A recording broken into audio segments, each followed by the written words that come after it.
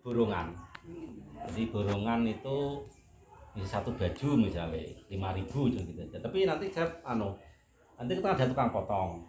Jadi dia khusus potong, jadi dia gajinya potong. Saya satu potong 1.000. Jadi dia dapat 500 potong seminggu. Jadi tiap hari Sabtu itu mereka nanti gajian. Dalam 1 minggu, sing tukang potong tadi dia bisa motong 500, ya 500.000 gitu. Terus nanti tukang jahit, dia bisa jahit misalnya 1 minggu 100 kali 500, 500.000. Itu kalau full, tapi tadi kalau berangkat siang ya paling dapat 60, dapat 60, tergantung. Kalau dia sergap ya dapat akeh. Nanti orang tukang ngitik sendiri gini, ngitik nanti gitu. Nah itu misalnya satu baju 1.000, dia dapat baju. Jadi dorong. Nah, sablon juga gitu. Jadi hitungnya per satu kali gesut gitu ya. 500 gitu ya. Gesutan. Nah, satu gesutan tuh. Berarti itu kan ya Pak, kalau untuk penjahitan satu kali jahit itu baju jadi, atau kalau biasanya di garment kan ada step by step jadi rombongan. Kalau ini satu baju. Satu baju. Jadi satu orang menyelesaikan satu pakaian. Iya betul. Oh gitu. Tapi ada itu yang kaos itu modelnya dirombong. Memang yang kadang-kadang kalau dirombong itu gini. Kalau baju rompi gitu apa ya? Itu ya pokoknya yang jadi satu baju 5.000 gitu. Terus kalau kaos itu rombongan. Itu kan dari masang kerah, dari mana itu bisa 2 orang 3 orang. Ya, tapi nanti tetap saya bayarnya satu dan mereka sendiri yang ngedum. Nah itu ada yang rombongan. Jadi pokoknya satu kaos misalnya 3.000. Nah dia mendapat gamane 500 kaos. Ya terus nanti terserah mereka yang bagi. Ya. Cuman kaos ini agak sulit. Tapi kadang-kadang konveksi bilang itu yang lain loh. Lah kaos itu gampang, wong itu kan mainan obras. Tapi sebenarnya kaos itu overdate, malah susah. Bisa, tapi tak deloki nuwun sewu seperti maaf aja ya, seperti itu di Karangrejo itu. Jahitannya itu kalau kaos itu kurang apa? Ya ini collection. Saya enggak tahu. Ada orang bawa contoh ke sini tuh, ini dari sana gitu. Nah itu kan kurang rapi, karena itu memang kaos itu orang khusus sebetulnya itu tidak sembarang itu. Mungkin jahitannya hanya satu kali, Ya. kali ya Pak ya. Kalau saya alhamdulillah gini semua sudah khusus. Nanti gini, nanti kalau kolor gitu yo, jadi ada mesin kolornya. Jadi supaya bagus itu loh. Jadi nanti tadi seperti untuk nitik ada khusus untuk kancing. Nah, jadi tidak ya bisa ini ya untuk kolor tuh pakai mesin manual bisa. Nah, tarik deh itu nanti kurang bagus. Kalau saya kan ada khusus mesin itu ada 3 mas yang untuk kolor itu. Untuk kolor, untuk ngedek, jadi untuk ada caranya ngedek itu khusus semua. Memang saya pertama kali saya itu yang penting mesin sih lengkap saya bilang itu. Nah, mesin lengkap sesuai dengan kan nanti mesin menjalankan kan enak. Ya, jadi walaupun ya, saya juga untuk apa itu nanti kalau ada kerusakan saya sudah punya langganan apa itu servis jadi nanti tinggal manggil gitu. Jadi langsung saya suruh ngecek semua gitu.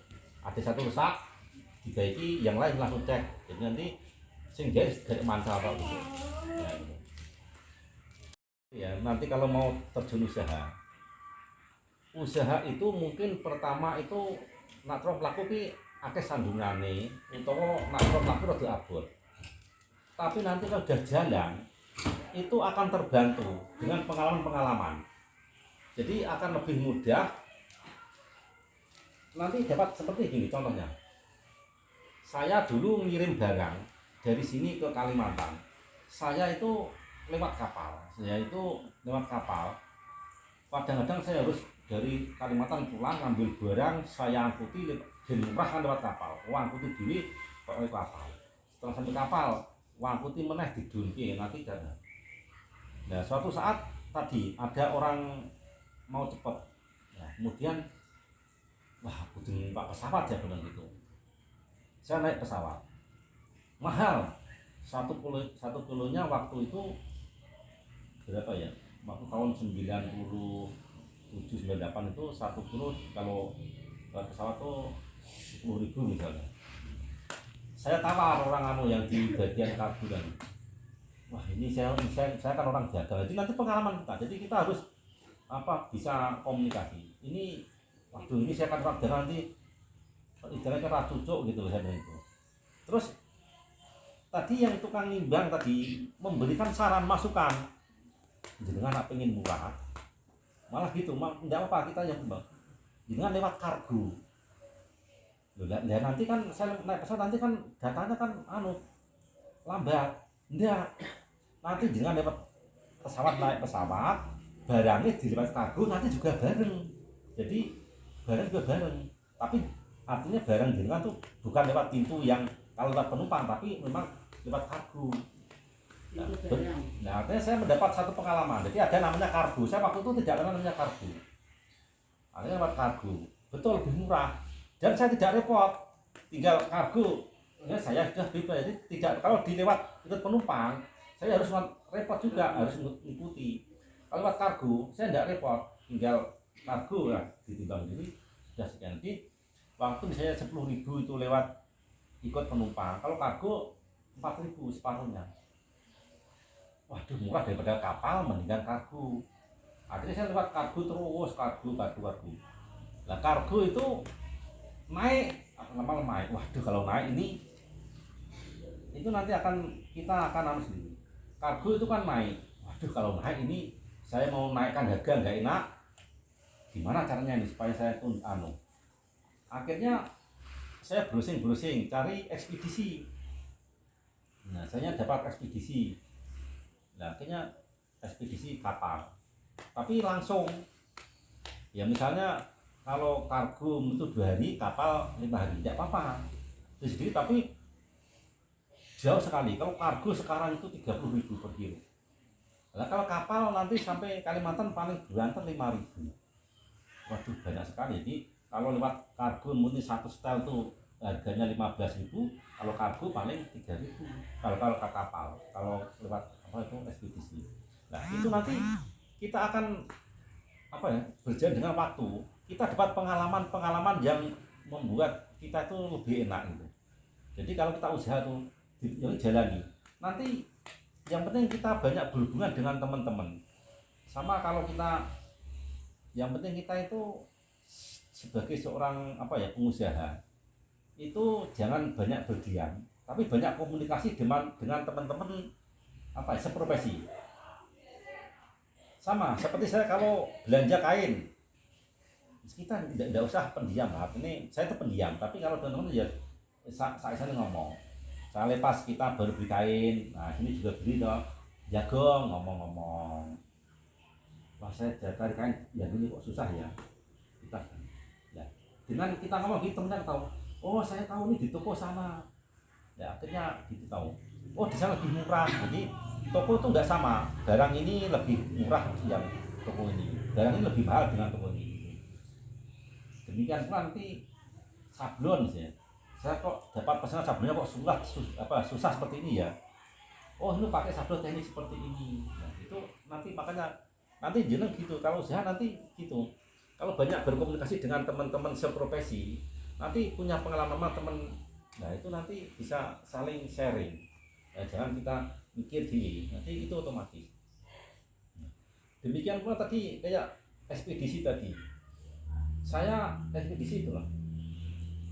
Misalnya, waduh ini saya tanya Kalimantan, ini ada kok ke Kupang, ke Mataram misalnya, ke NTT. Saya tidak punya link ke sana. Nanti kalau kita banyak komunikasi, nanti kasih tahu teman. Oh itu loh, lewat ekspedisi ini tuh bisa ngantar sampai ke Mataram. Jadi kita banyak komunikasi, terutama dengan teman-teman seprofesi. Nah, itu intinya. Mungkin ada yang lain? Seragam olahraga. Seragam olahraga itu ya kaos, kaos itu dari bahannya itu dari PE. Kaos itu ya PE, katun, nama-nama ada PE, ada kaos namanya yang biasa untuk sekolah itu PE namanya. Ada PE, ada TC, ada katun, ada lakos, ada serena, itu namanya bahan kaos. Nah untuk training bawah itu ada bahan loto, ada diadora, Ya, dia Lotus sama Degrab, ada Adidas gitu. Kemudian kalau untuk seragam-seragam atas kayak gini ya, itu bisa dari kain ero, kain ospot, ya, bisa juga kapun, terus bawahnya bisa dari green, bisa kalau ini kalau yang baik itu namanya ini.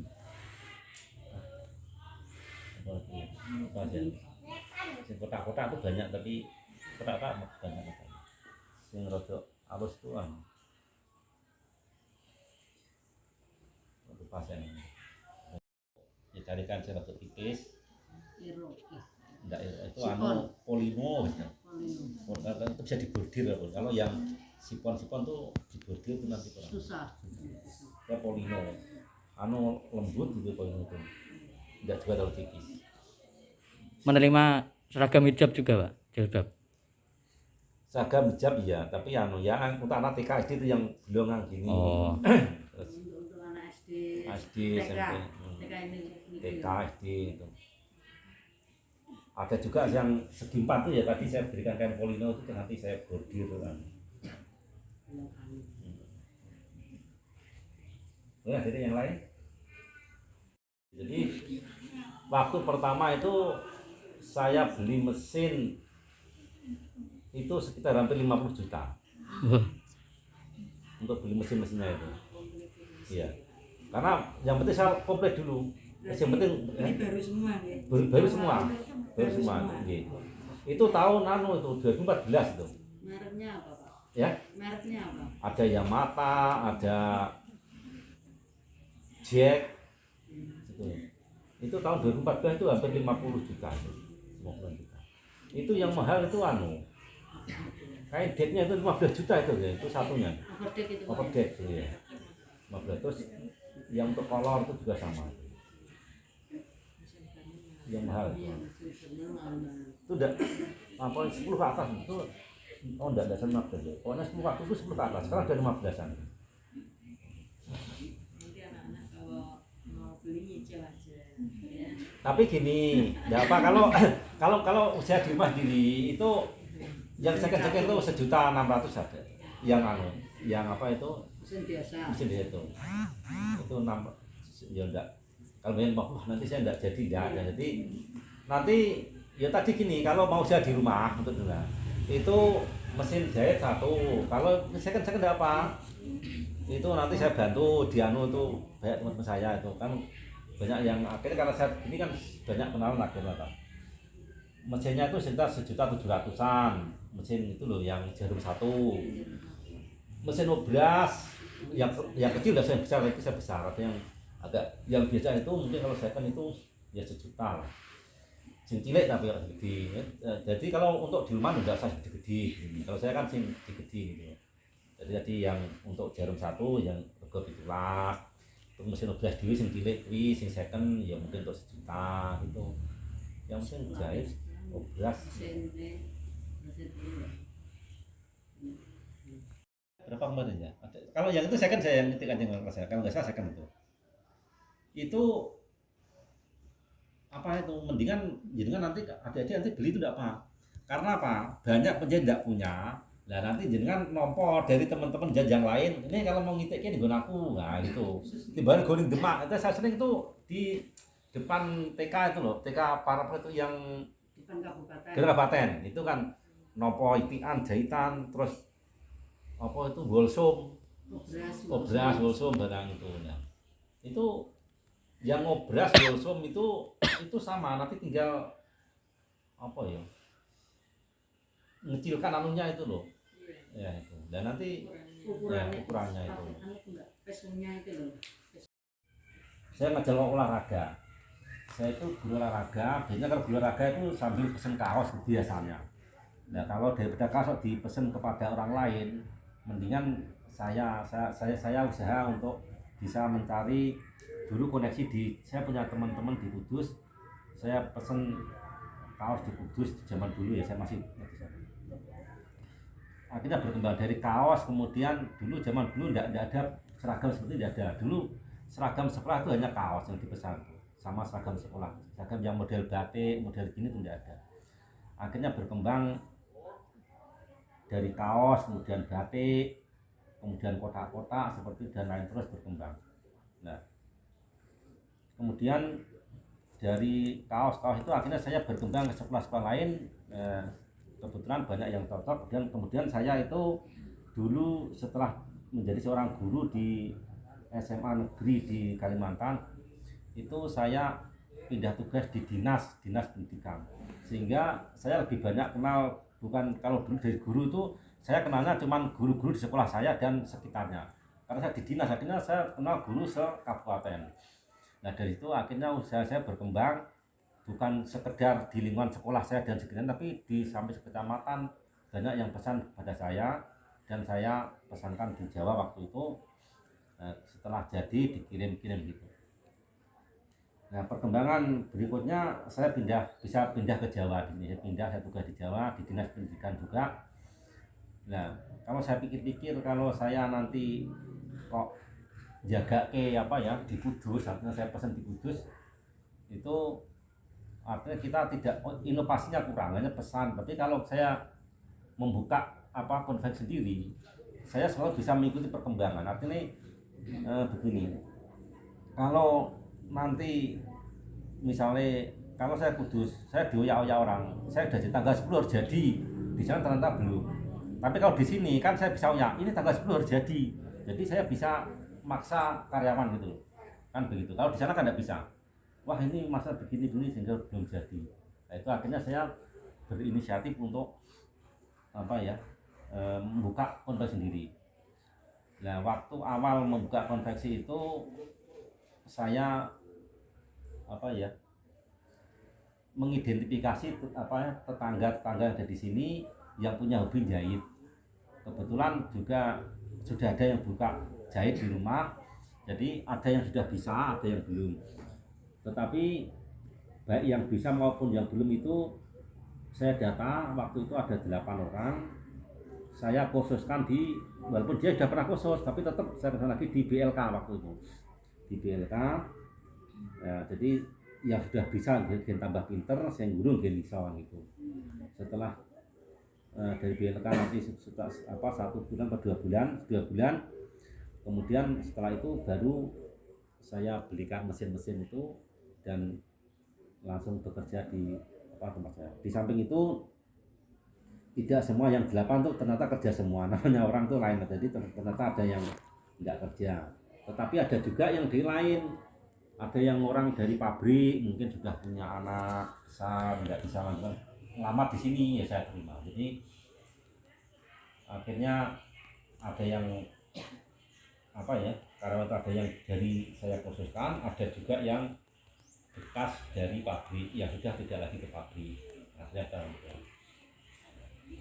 Sampai saat ini karyawan saya itu berjumlah sekitar 13 orang. 1 orang tukang potong, kemarin 2 tapi sekarang sudah 1 orang tukang potong, 1 orang itu yang bagian ngitik ngancing, 1 orang bagian lipat-lipat, 1 orang lagi yang lipat kaos, lipat baju sendiri, kemudian tukang sablon 1, kemudian yang jahit itu sekitar 7 atau berapa, jadi sekitar 13. Nah kami secara resmi Borneo Van Java Collection itu berdiri pada tanggal kalau nggak salah 17 April tahun 2014, ketika saya pindah dian perpustakaan di 2014. Ya, jadi saya tanggal 2014 itu saya mendirikan dan sudah mulai langsung bekerja. Ya, kemudian ini yang sebetulnya saya tuh tidak punya keahlian, tidak punya basic tentang jahit menjahit itu. Jadi intinya jadi ada teman saya itu orangnya itu pinter jahit, konveksi pinter, tapi usahanya tidak berkembang. karena pemasarannya. Jadi kunci utama itu pemasaran dalam satu usaha.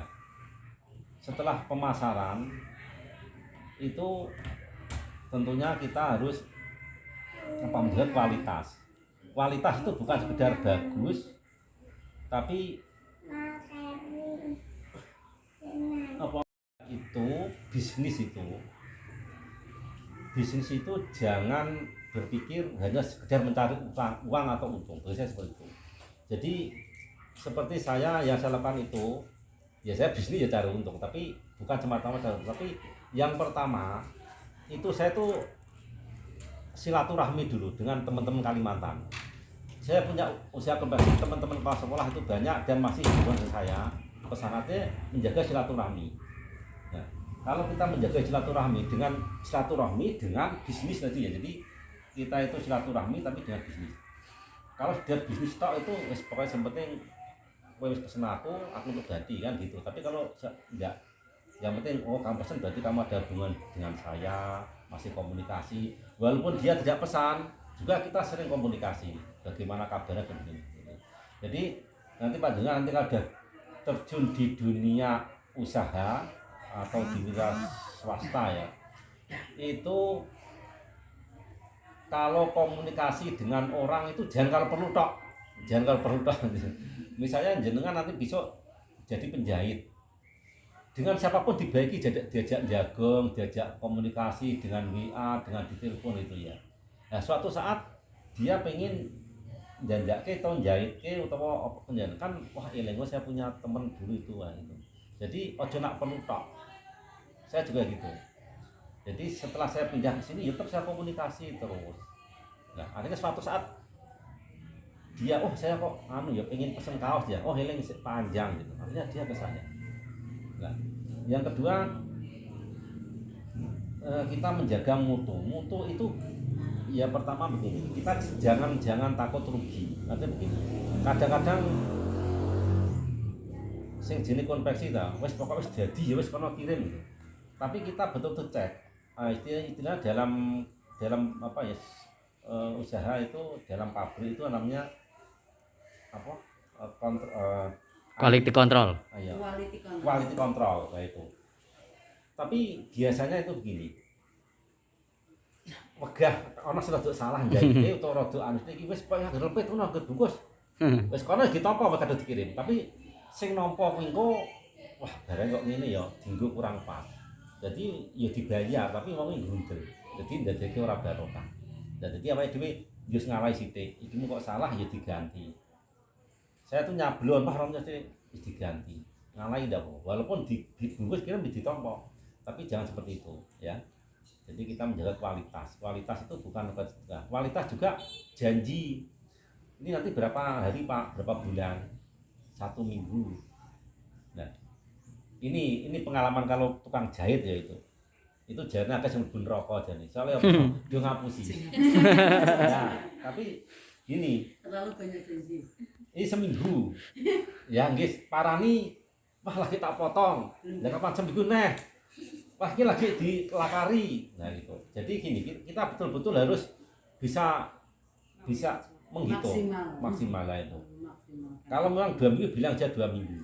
Dan tapi memang dalam perjalanan itu macam-macam. Saya juga sering beli janji-janji, tapi jangan terlalu jauh gitu. Karena begini, dalam perjalanan waktu, sing jenis apalagi ya kayak tadi gitu. Karena jadwalnya jam 7.30, karena sing jam 9 lagi mangkal. Jadi akhirnya apa ya lambat. Ya rasanya apa anaknya loro. Kan begitu. Ada yang kadang-kadang apalagi di kampung gitu ya. Itu ana wong duwe gawe, duwe gawe ya rewang wong ya gitu loh. Okay. Jadi itu yang sulit di luar dugaan, atau dalam bahasa pengadaan barang itu namanya keadaan kahar atau keadaan force majeure itu ya, itu yang sulit. Nah, untuk itu nanti adik-adik semuanya kalau punya ikatan jari dengan orang betul-betul ditepati dan dihitung waktunya, itu yang penting ya. Jadi kualitas itu bukan cuma kualitas produksinya juga kualitas daripada waktu. kadang-kadang saya juga begini.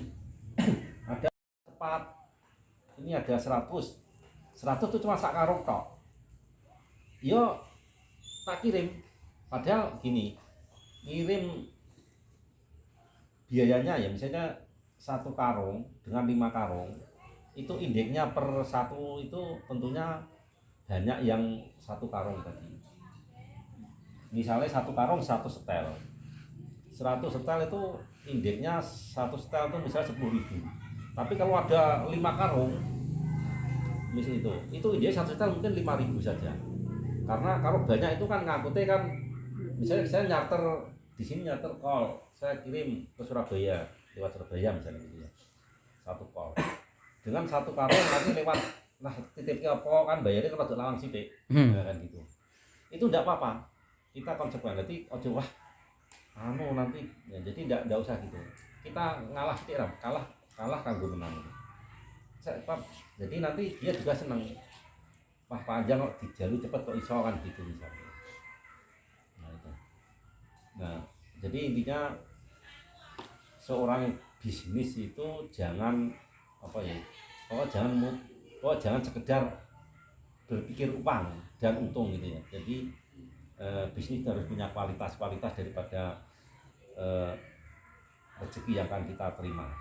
Dan kita tuh juga jangan kadang-kadang gini,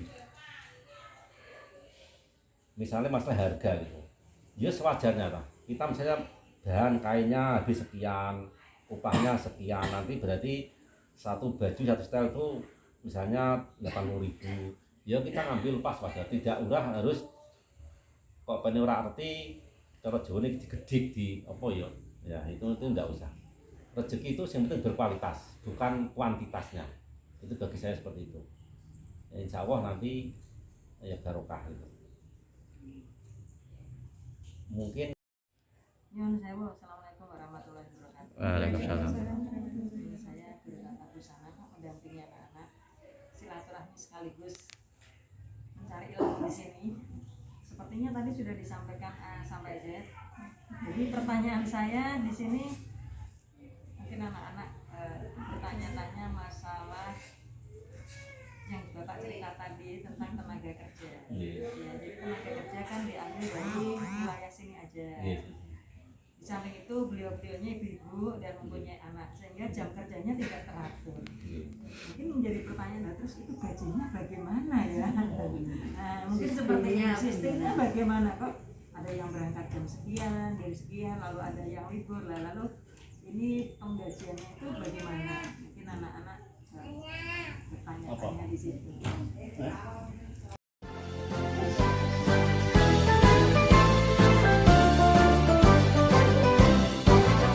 SMK bisa, SMK hebat, bermutu dan berkarakter kuat, berdaya saing dalam bekerja, tampil mandiri penuh cita.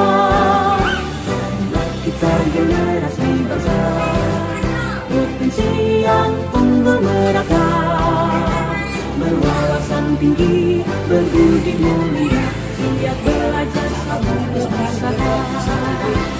SMK bisa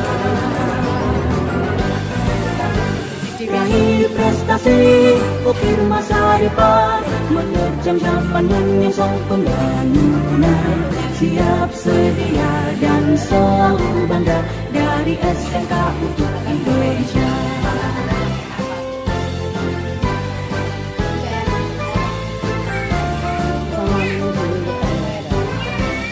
Bisa SMK hebat, bermutu dan berkarakter kuat, berdaya saing dalam bekerja, tampil mandiri penuh cita. Kita generasi bangsa, provinsi yang unggul merata, berwawasan tinggi, berbudi mulia, giat belajar selalu berusaha. SMK bisa raih prestasi, ukir masa depan, menerjang zaman menyongsong pembangunan, siap sedia dan selalu bangga. Dari SMK untuk Indonesia, dari SMK untuk Indonesia, dari SMK untuk Bareng Indonesia. game itu mata.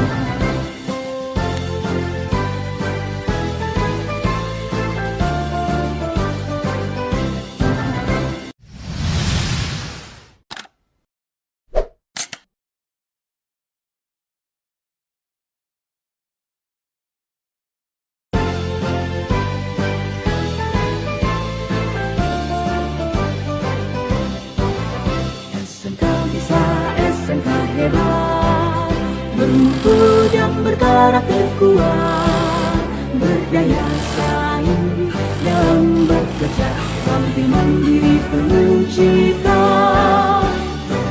Kita generasi bangsa, provinsi yang unggul merata, berwawasan tinggi, berbudi mulia, giat belajar selalu berusaha. SMK bisa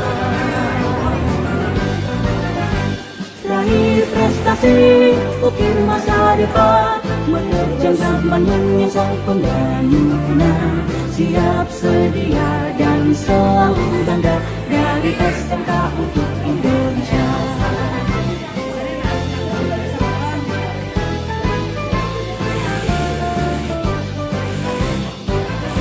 SMK bisa, SMK hebat, bermutu dan berkarakter kuat, berdaya saing dalam bekerja, tampil mandiri penuh cita. Kita generasi bangsa, provinsi yang unggul merata, berwawasan tinggi, berbudi mulia, giat belajar selalu berusaha. SMK bisa raih prestasi, ukir masa depan, menerjang zaman menyusul pembangunan, siap sedia dan selalu bangga. Dari SMK untuk Indonesia, dari SMK untuk Indonesia, dari SMK untuk Indonesia. Ya dibeli ini ada 3 gadis masih jomblo. SMK bisa, SMK